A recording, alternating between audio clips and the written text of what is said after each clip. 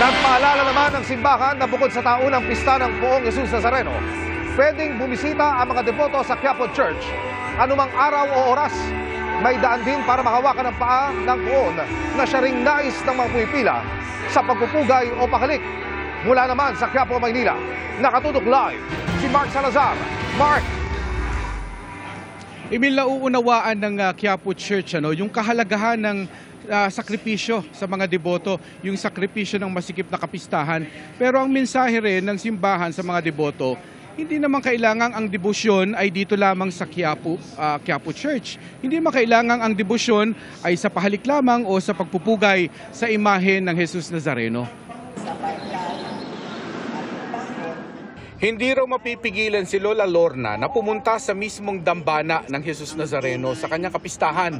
Maliit na suklian niya ito sa pagkakaligtas niya sa kanser. Siya lang talagang pinaniniwalaan ko, wala nang iba. Tsaka lahat ng hihilingin mo talagang tutuparin niya. Pinakamagaling na dakilang manggagamot. Sabi ng maraming deboto, mas panatag silang dinidinig ang kanilang bulong kapag sa Quiapo sila nanalangin. Lagi ko talagang dinadayo si Poong Jesus Nazareno. Especially nung namatay yung asawa ko, nung nagkasakit ang asawa ko nung 2017. Every Friday talagang dumadalangin ako sa kanya.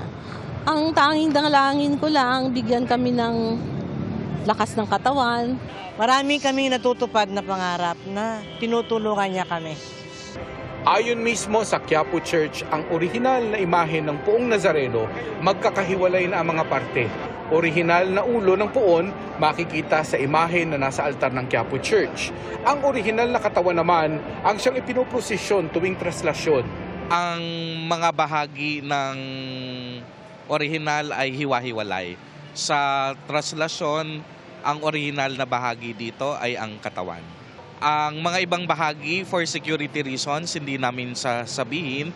Ang ulo na nakikita natin sa harapan ng altar ay orihinal. Ang imahe na pinipilahan para sa pagpupugay o pahalik sa Quirino Grandstand, isa namang replika.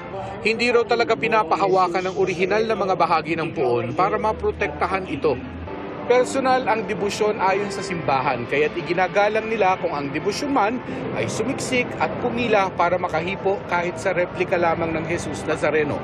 Hindi naman ang mga kahoy ang sinasamba ng mga deboto kung hindi ang katotohanan nakapuloob sa bawat replika.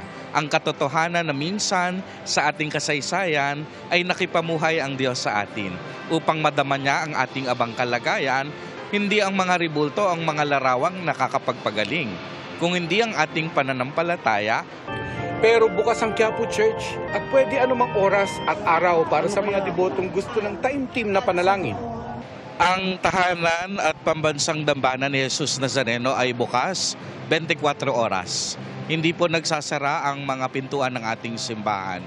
At any point in time, ang ating mga deboto pwede pong pumasok sa loob ng simbahan at magdasal.